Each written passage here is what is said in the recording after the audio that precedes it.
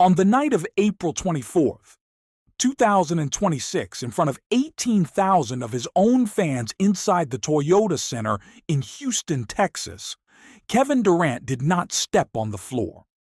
He watched, in street clothes, with a left ankle in a wrap, as the Los Angeles Lakers, without Luka Doncic, without Austin Reeves, with a 41-year-old LeBron James as their only legitimate offensive option, took a 3-0 lead in a first-round playoff series the entire National Basketball Association had picked the Houston Rockets to win. 2 days earlier, Durant had committed 9 turnovers in a single playoff game, the most of his entire 18-year career. 3 days before that, he had been ruled out of Game 1 with a knee injury suffered in a practice almost no one outside the building knew had happened. He is the 5th leading scorer in the history of basketball. He is the cornerstone of the most expensive offseason acquisition any contender made last summer. He is, by any statistical measure ever invented, the most gifted scorer of his generation.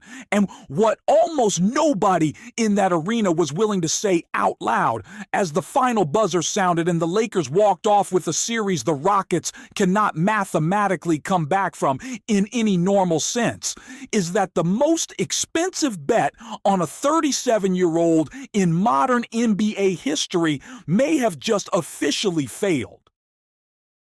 If you want to understand how a player who once won a Finals MVP by outplaying LeBron James in his prime arrived at a night where he watched LeBron eliminate him in street clothes, stay with this channel. We tell the NBA stories the highlight reels would rather you forget.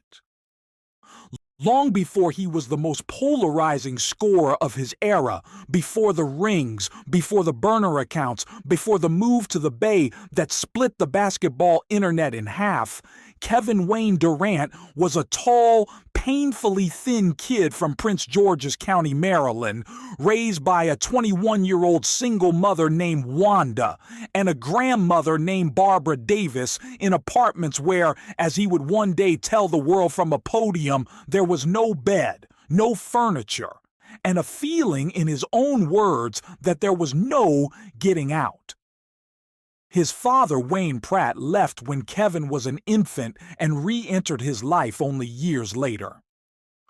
The boy who would grow into a 7-footer with a guard's handle started as a child whose entire emotional architecture was built around one woman who refused to let her 2 sons drift into the streets of PG County. He bounced between schools the way he would later bounce between franchises: National Christian Academy, Oak Hill Academy in Virginia, Montrose Christian in Maryland. At each stop, the same quiet pattern. He was not the loudest. He was not the most charismatic. He was the one in the gym after the lights came on. He was the one whose AAU coaches, men like Terrace Brown and Charles Craig, the latter murdered when Durant was a teenager and memorialized forever in the number 35 he wears to this day, drilled into him a belief that his only inheritance in life was work. His childhood dream was not the NBA. It was, as he confessed in the most famous speech of his life, to become a recreation league coach in his neighborhood. That is the size of the world he was born into.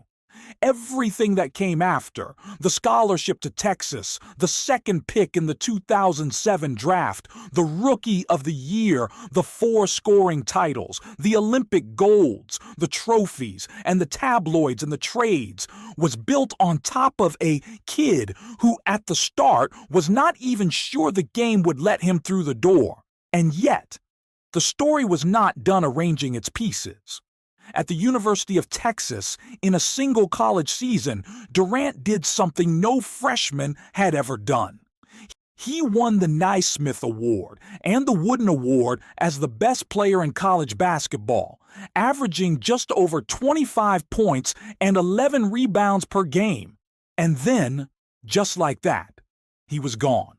The Portland Trail Blazers, holding the first pick in the 2007 draft, took Greg Oden.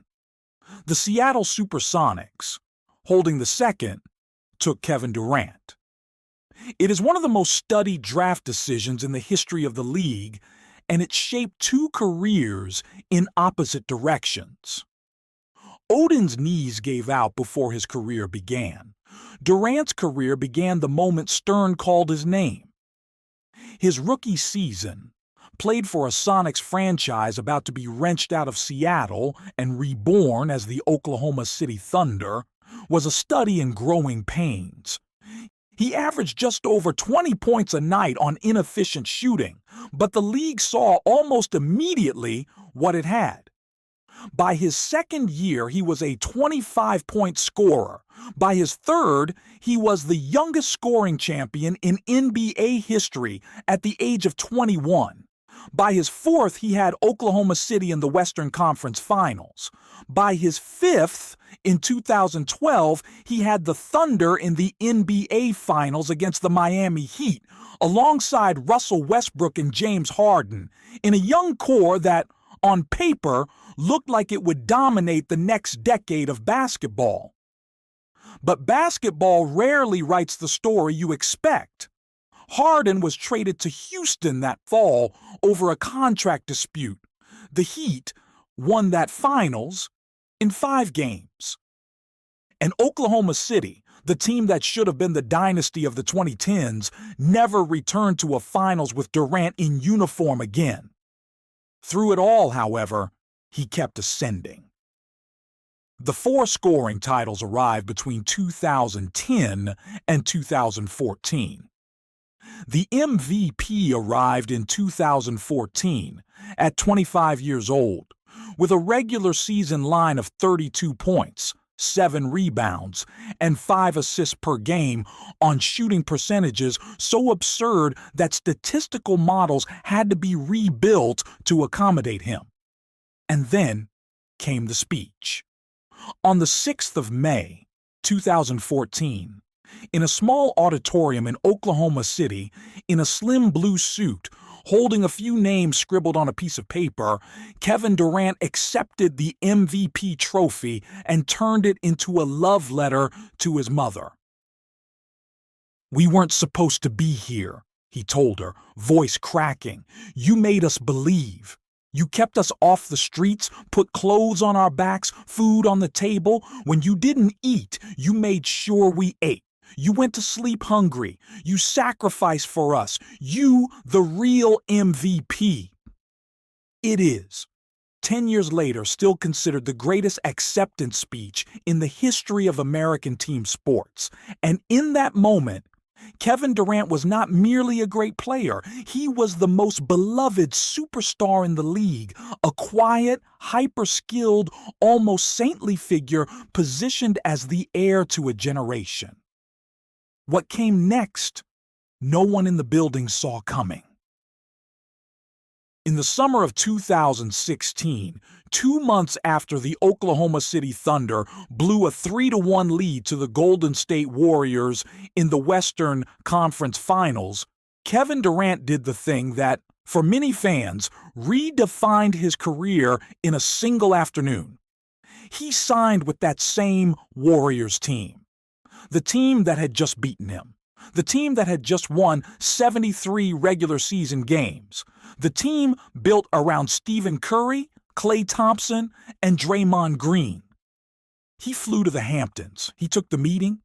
He walked into a roster that was already, by any honest measure, the best regular season team in the modern history of basketball, and he made it unbeatable.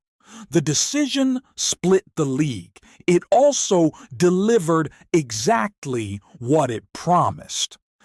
In 2017 and 2018, the Warriors won back-to-back championships, and in both finals, against the LeBron James-led Cleveland Cavaliers team, Kevin Durant was named Finals MVP.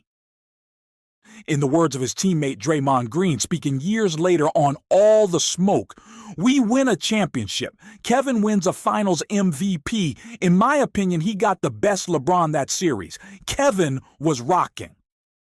The first of those finals, in particular the 2017 series, is the high water mark of Durant's career. He averaged 35 points, 8 rebounds, and 5 assists. He shot 56% from the field and 47% from three. He hit, in Game 3 in Cleveland, a step-back three-pointer over LeBron James from the top of the key with 45 seconds left to put the Warriors ahead for good in a series they would not lose again. He was, in that moment, on a court he shared with the consensus best player on earth, the best player on earth. He had a ring. He had a finals MVP. He had a contract that paid him whatever he wanted. He had a scoring efficiency profile no human his size had ever produced. He was 28 years old. The story at that moment could have ended cleanly. It could have ended in a third ring, a fourth, a place in the conversation about the 5 greatest players in the history of the sport. But basketball rarely writes the story you expect. The break did not arrive as a single catastrophe. It arrived, as it usually does in the careers of great athletes, as accumulation. The first crack came on the 13th of May, 2019, inside the Toyota Center in Houston, of all places. In Game 5 of the second round of the playoffs against the Rockets, Kevin Durant suffered what was initially diagnosed as a calf strain. He missed the rest of the series. He missed the entire Western Conference Finals. He returned against medical caution in Game 5 of the NBA Finals against the Toronto Raptors on the 10th of June, 2019 in Toronto. 12 minutes into the game, planting on his right leg, he ruptured his Achilles tendon. He did not play professional basketball again for 16 months. The Warriors lost that series in 6 games. Klay Thompson tore his ACL 3 nights later. The dynasty that had felt eternal in 2017 was over by 2019. And Kevin Durant, who had been on a trajectory toward becoming, by sheer scoring efficiency, the most unstoppable offensive player who had ever lived, was suddenly a question. He left for Brooklyn that summer. He sat the entire 2019-20 season rehabbing the Achilles, an injury that, in the history of professional basketball, has almost never returned a player to the player he was. He came back in 2021 alongside Kyrie Irving and James Harden in a Nets super team that, on paper, was supposed to win multiple titles. It won 0. Irving missed games for refusing the COVID-19 vaccine. Harden requested a trade halfway through. Durant, in the second round of the 2021 playoffs against the Milwaukee Bucks, played one of the greatest single playoff games anyone has ever played. 49 points, 17 rebounds, 10 assists in 48 minutes of Game 5, with his foot, as the cameras would later show, just barely on the three-point line on what would have been a series-winning shot at the buzzer. Two-pointer. Overtime. The Nets lost. They were eliminated in Game 7. He requested a trade the following summer. The Nets did not move him. He showed up to camp anyway. The roster collapsed around him. In February of 2023, he was finally traded to the Phoenix Suns in a deal that gutted Brooklyn's future. In Phoenix, the supporting cast disintegrated under the weight of 3 max contracts: Devin Booker, Bradley Beal, Durant. The Suns won exactly 1 playoff series in his 2.5 years there. In the spring of 2025, after a 46-win season and a play-in elimination, the Phoenix front office made the call. Durant, a few months from his 37th birthday, was traded to the Houston Rockets for Jalen Green, Dylan Brooks, the 10th pick in the draft, and 5 second-round picks. He told reporters later that he felt, in his own words, booted out of the building and scapegoated. The most expensive scorer in basketball had become, for the second time in 3 years, a player his franchise was actively trying to move on from. And what came next, almost no one in the building wanted to admit, was already underway. The Houston experiment was supposed to be the redemption arc. A young, defensively elite Rockets team coached by Ime Udoka, who had been Durant's assistant in Brooklyn, paired its core of Amen Thompson, Alperen Sengun, Jabari Smith Jr., and Tari Eason with one of the great half-court scorers in the history of the sport. The fit, on paper, was perfect. The numbers for most of the regular season supported the theory. Durant played 78 games, the most he had logged in years. He averaged 26 points, 5.5 rebounds, 4.5 assists on shooting splits that would have been considered elite for a player a decade younger. The Rockets finished the regular season at 49-29. And then the playoffs began, and the body that had carried Kevin Durant for 18 seasons started finally to file its bill. He bruised his right knee in practice on the 15th of April. He missed Game 1 of the first round against the Lakers. The Rockets lost it, 98-107. He returned for Game 2 in Los Angeles on the 21st. He played 41 minutes. He scored 23 points on 7 of 12 shooting. He committed 9 turnovers, the most of his entire playoff career, as the Lakers double-teamed him on every catch and dared the rest of the Rockets to beat them. With 7 minutes left in the fourth quarter, chasing Luke Kennard around a closeout, he rolled his left ankle. He stayed on the floor. The Rockets lost 94-101. On the 24th of April, in Houston, with the series tied at 0 in spirit but already gone in body, the team announced that Durant would not play. The Lakers, missing Luka Doncic, missing Austin Reeves, won Game 3 anyway, behind a 41-year-old LeBron James who had decided 10 months after his 40th birthday that he was not yet ready to be a footnote. Durant, who has spoken often in recent years, has begun to sound less like a player at the height of his powers and more like a man taking inventory. On a 2020 episode of All the Smoke, on the eve of his Brooklyn debut, he had described his career philosophy in 17 words. I know that hard work got me here, and the day I stop working hard, this can all go away. 6 years later, the line lands differently. Asked in early 2026 about his return to Phoenix, he told reporters, "I'm pretty much over it. At the time, it was tough to take.